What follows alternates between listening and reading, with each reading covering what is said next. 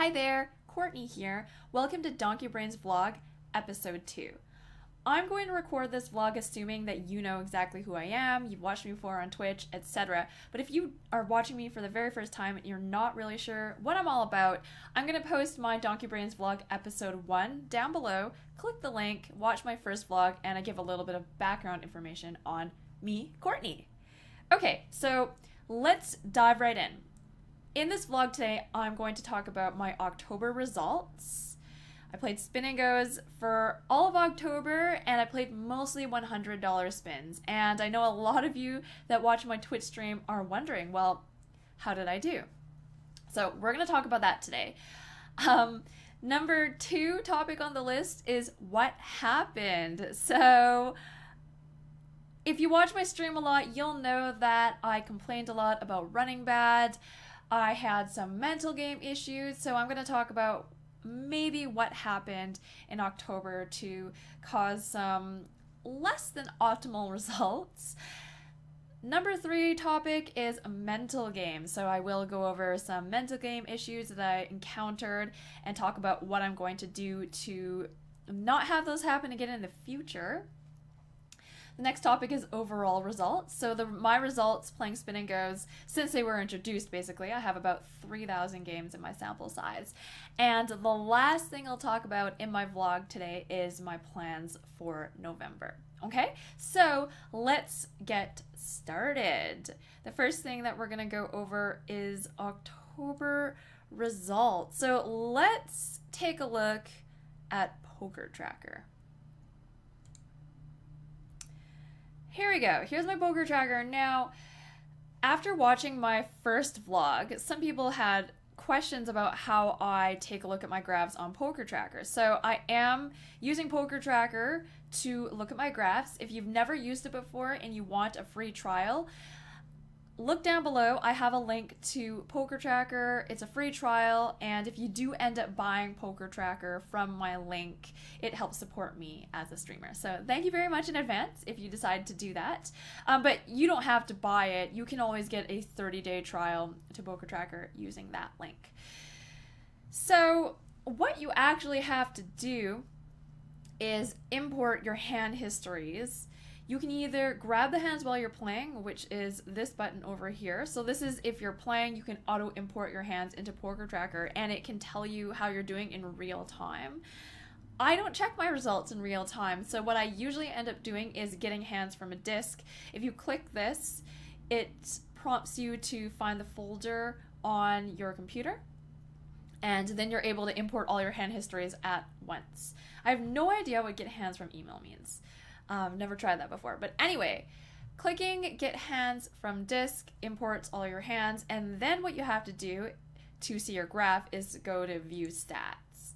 Up here, you're able to look at results, statistics, reports, and graphs, and make sure you decide whether you're looking at cash games or tournaments. I've obviously got tournaments clicked. On the left, you get to choose between the player. So here, all the screen names of everyone that has played games in all my hand histories are listed here. So I obviously have courtiebee selected since that's my PokerStars screen name. And then I want the graph to be for tournaments, winnings, and chips because I'm checking my chip EV. I've chosen to display my all-in equity. So yeah, my all-in line is the lighter green, and the chips one is this line over here. And since I don't really have a lot of games uploaded into my Poker Tracker, I basically have mostly just Spin and Goes. So I don't really have to worry about too many filters here. I do have all tournament speeds selected just because I have this one currently active filter, which is 3 max tournaments. So I've only played one type of 3 max tournament. It's Spin and Goes. So basically, automatically, everything's going to come up as just spins. The other filter I have set is since October 1st, since this vlog is taking a look at my October results, I have it selected for every game after October that I've played. If you're interested in my results actually for before October though, go ahead and check out vlog episode 1 that has all my results from basically everything before this vlog. So, okay, I will go over though my overall results at the end of the vlog. So, the graph, as you can see, it is very terrible. On stream, I did mention that I was afraid to look at my results. And you might say, well, Courtney, you were very right to be afraid. And I would say, yeah, you know what? I agree with you 100%. My results are very bad. They're about as bad as I expected. I knew the entire time that things were bad. I was getting it in bad. I felt like I was getting it in bad every hand. And of course, that's an exaggeration. I wasn't. But guys, honestly, it was most hands. I wish it wasn't most hands, but I feel like it really was. So that's where we'll start off with the numbers, okay?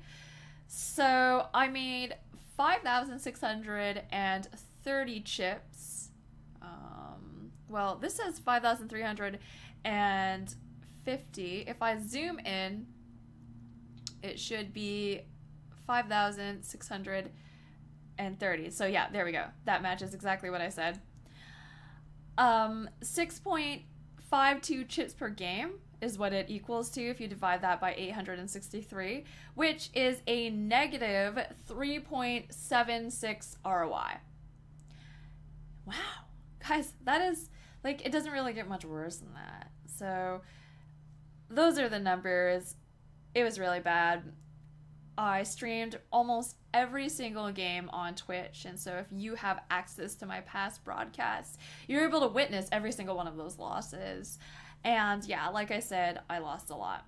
So now let's talk about what happened. Okay. I have the little bubbles on the left to kind of highlight when I go to the next topic, and clearly I'm a little bit lost with my bubbles. Okay, so let's uncheck that. What happened? Yeah. So the first thing is that obviously my true ROI is not negative 3.76%. I ran bad. That's the first thing to mention. Yes, obviously I complained about it a lot on Twitch. I ran bad. These things happen. There's variance in poker. You're going to run bad. A few other things definitely happened, though, other than running bad. So the first notable thing was that SpinWiz was banned. So at the start of the month especially, there were tons and tons of regs in the games. So that's the other thing. Increased regs, more variance. If I have any edge at all over the regs in my games, it's very, very small. So that is going to cause bigger downswings when you do run bad. Another thing, third thing, I am still learning. Almost every single game that I've played, spin and go wise, has been on stream. I switched from heads up sit and goes to spin and goes in August, actually, full time, and I've barely done any playing off stream. 99.9% of my games have been played on stream. So I'm learning as I go along. That's the fact of the matter. My ranges have been changing since the start. So I started with a set of ranges, and since then I've been changing them, tweaking them, doing different things, trying different things, experimenting, and I've been doing that all on stream. Sometimes on Twitch, when I first get started, I say, well, I reviewed some hands, decided that I wanted to try a new thing in this one spot. So maybe I want to try to raise more blind versus blind. I did that for a while. Afterwards, I decided, well, I don't think that's working great. I think now I want to try limping more blind versus blind. So that's another example of something that I was trying as an experiment. And then recently, I've been trying folding more blind versus blind. So I went from raising more blind versus blind to limping more blind versus blind to folding more blind versus blind. And those are all very different strategies, right? And obviously, one of them is going to be more optimal than the other two. Which one is it? And I spent time doing the other two things and playing suboptimally doing that, right? So that's the other thing. Like, probably one of the biggest things that I'm still learning. I'm doing things, I'm trying things out. My ranges are changing all the time based on what I learn, what I experiment with. And there's going to be variance in that strategy, right? So that's the other reason I am still learning how to play Spiningos. And yeah, I've made a lot of mistakes. Let's put it that way. The fourth thing is probably having to do with mental game. So when you're running bad, that's one thing, right? But once you start letting it get to your head, that adds more variance, because then you'll lose more if you start tilting, and it's just all downhill slopes. So yes, running bad is one thing, playing bad is another thing. Combined, oh god, it's bad. So yeah, those are all the things that contributed to my bad month, I think. Now I'm going to talk about mental game, because that is a really, really important thing. I'm leaning because actually my mic is right in the middle of my menu here. So I'm just gonna change things around. Now I'm looking on the other side because, okay, anyway. Anyway, let's talk about mental game. So I'm kind of a huge mental game fish when it comes to EV, actually. Over the years of playing poker, I've managed to conquer the bad beat kind of thing where I get mad about bad beats. I don't do that anymore. That's obviously an accomplishment. The fact that I've managed to be able to play poker, get 3-outed, and just not care. I don't care. I've gotten to the point where I don't really sweat my showdowns very hard at all, which is, like I said, it's an accomplishment. However, I've moved on to another mental game leak, and that is caring too much about EV. I really, ever since I started playing Hyper Heads Up, EV has meant a lot to me, because one of the hardest things about staying relevant in Hyper Heads Up Sit and Goes is having a good EV, making sure that your EV is really strong against regs. So I developed a mindset where EV is really important to me, and that if my EV is bad, I gotta be insanely worried. And now I'm not playing heads up anymore, I'm playing spins, but I kind of still have that mindset where if my EV is poor, I start to get really worried and I start panicking. And last month when I was playing, I knew that my EV was really bad because I was getting it in so bad every single hand. I was like, every single time I had ace 9 suited, someone had ace king. You know, every single time I had 9, someone had queens. Like that kind of thing. That's what I felt. And so I knew, I was like, oh man, there's no way my EV is going to be good this month. And then getting into that mindset is just, oh God, it's all downhill from there. If you are thinking that every single time you play poker, you are just screwed. So that's my biggest mental game issue right now. And that is... it's kind of what I have to deal with at this point. What am I going to do about it going forward? My goal for November, yes, is to improve as a spins player, for sure, but it's also to improve my mental game. I definitely, in November, I'm really going to focus very, very intently on not letting the EV bother me. If I get it in bad, oh well, you know, these things happen. It's gonna even out over time. And I just have to remember that. I've got to make that my goal. Really, really, really, I do. Because yes, I ran bad last month, but any losses having to do with mental game can be prevented. And I've got to really try to make that happen. I got to prevent the mental game losses in November. So that's going to be a goal for sure. Overall, I would say that losing, like, I'm on a downswing for sure. My average buy-in downswing is at 133 at this point. So a better way to say that is that I'm running I'm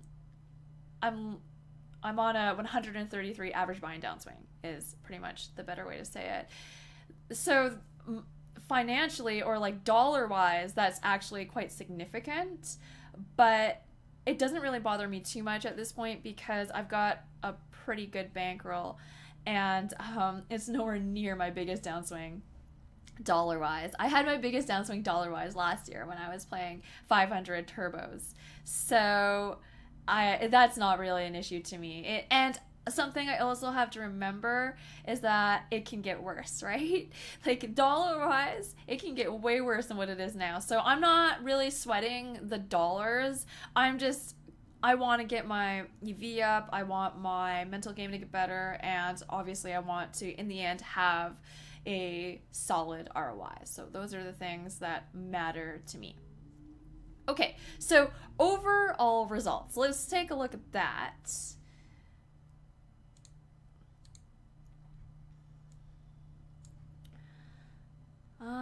That means we're gonna change this date to all dates and let that graph load. So as you can see, I've played 3,127 games approximately. So my poker tracker, my hold'em manager, they disagree a little bit by about 10 games. I don't exactly know why the numbers are different, but you know, it's all good. That's the way it is. My average buy-in is 77.78 approximately. I said a very specific number for an approximate average buy-in, but that's my average buy-in according to my hold'em manager. So, about $78. As you can see here, I'm making a little bit more than 95, or I've made a little bit over 95,000 chips total in these 3,000 games, and that turns out to be a chip per game of 31. So 31 chips per game over my 3,000 or 3,100 game sample. That's not very good. That equates to about a 0.9% ROI, so around 1%. And I have gone backwards a little bit. As you can see, my EV was going up over here this entire time. And then in October, about the 800 or 900 games that I played, I basically made no EV. So I was break even in chips pretty much for an entire month. So it's a little bit of a setback for sure. I mean, it was looking good for a while, and then we've got a setback here. So something happened, and all the things that I mentioned contributed to this break even month. So like I said, overall, it's a 0.9% ROI. Now, the question is it really that bad? Are things as bad as they seem? Well, I don't think so. So let's go over the numbers, right? Over 3,127 games, if my average buy-in is 77.78, and I make a 0.9% ROI, that means my expectation in those games is $2,188.96. So about $2,200 is what I'm expected to make in that sample of games. The rake that I paid in that sample of games is $12,142. I got that number from my hold'em manager. My rakeback as a supernova on PokerStars is about 40%. So I'm going to make from that about $4,856.80. So about $4,800. So when you add that to my expected ROI of 0.9%, that equals $7,045.76. So that's my expectation since I started playing Spin and Goes, about $7,000. And when I consider that I've been learning as I go along while streaming, which is hard, by the way. It's hard to stream and play poker at the same time and learn a new game at the same time. And I've been able to do all of that and have an expectation of $7,000. I can't really complain too much about that. I just really can't. So I'm not too sad about it. I'm disappointed. I wish that my ROI overall was better than just 1% at this point after 3,000 games, but it's positive, and my expectation is still in a relatively speaking okay amount. All things considered, I'm okay with it. I'm okay with it. I will say that if you decide to learn a new game, it's going to be better to figure out your ranges and study a lot before diving in, which is not what I did, right? I decided, okay, I'm playing spins, I'm going to learn them as I go along. So if you decide to do what I did instead of what I recommend you do, then I mean, there's going to be more variance. I can't really be surprised about that. So there you go. What do I expect, right? You get I got what I deserved. But like I said, overall, I'm okay with it. And like I said earlier, I played 99.9% of my spins on stream, and it's almost certainly going to stay that way. You guys are going to be able to see my progress on Twitch. I'm going to live stream pretty much every single spin and go that I play, and you're going to see, am I going to make it? Am I not going to make it? Am I going to have to switch games? Am I going to have to go back to Hyper Heads Up? I don't know. I don't think so. I'm going to work hard and really try to become a better player at spins, and you're going to see it every step of the way. So watch me on Twitch if you want to see that. I'll place a link below, and you can go ahead and follow me there. And I would love to see you. I would love to see you live while I'm streaming. Yeah. The last topic that I have for my vlog here is November plans. So let's go back to the full camera here, since the graphs, we'll just put them away and pretend that they don't exist for this coming month, right? Because now it's all about November. At first, when I first saw my results, and I saw my downswing, I was like, well, should I move down to 60s, right? That's something that you always have to consider when you've lost a bunch of money and you're not feeling confident, and you know you need to work on your game. Should I work on my game at a lower buy-in? $100 are the highest buy-in spin and goes on PokerStars, so the best players are going to be in the $100 buy-in. There's no question. There's really good players playing $100 spins right now.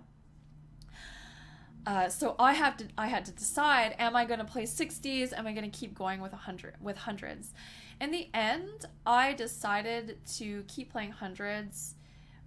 My ROI is not very good. My chip EV is not very good, but I think that I am plus EV in them. I don't think that my ROI last month was indicative of what my true ROI is. I don't think my ROI is as high as it was in September either, though. My ROI in hundreds was quite good in September, so I think it's somewhere in between, probably around maybe around 2%, maybe a bit lower. But if that is my ROI at hundreds, then I'm okay with sticking to them, because my bankroll management is sound, and I think that as long as I keep working on my game, things are going to keep getting better. So I'm okay with sticking to hundreds, I think. So that's going to be the plan for November. And yeah, we're going to see how it goes. You're going to be able to watch me on Twitch and see how that pans out. If at the end of 2,000 hundreds, then I'm going to have to probably worry about negative EV. So at the end of November, I'm not exactly sure how many hundreds I've played total now. But at the end of the month, I'm going to take a look at my hundreds exclusively and see what my EV is, and if it's negative after 2,000 games, then I am going to have to worry about that. But for now, I think I can play another month of spins at hundreds, see how it goes, and then evaluate after November is over. I am going away for a week in November, so I'm not going to play as many games as I played this month. I played over 800 games this month, as you saw, and it's not going to be as many next month. It's probably going to be around 600 because of my trip. So we'll take a look at how those games go, and this month I'm going to keep working on my game. That's the plan. So Fingers crossed for a better month. I hope so. I'm very optimistic, and I'm really looking forward to playing these games for you guys on Twitch. So everyone that is watching me right now, that watches me on Twitch, thank you so much for your support. It really means a lot to me, and if you want to join in those people and watch me live, please do click the link down below and follow me on Twitch. And there are other ways that you can reach me as well. If you want to support me, you can follow me on Twitter. You can read my blog. I'll post links to all those things down below, okay? And yeah. The other way, of course, that you can support me is by subscribing to me here on YouTube, by liking my vlog. Those really help me and let me know that you've enjoyed what you see here. So thank you in advance to everyone that's going to give me the thumbs up. I really appreciate it. Go ahead and ask any questions that you might have in the comments and leave a comment if you'd like to do that as well, okay? That's going to be it for me for Donkey Brains Vlog Episode 2. I am going to sign off, but thank you for watching, and hey, have a great day or night, whatever it is for you, okay? Bye!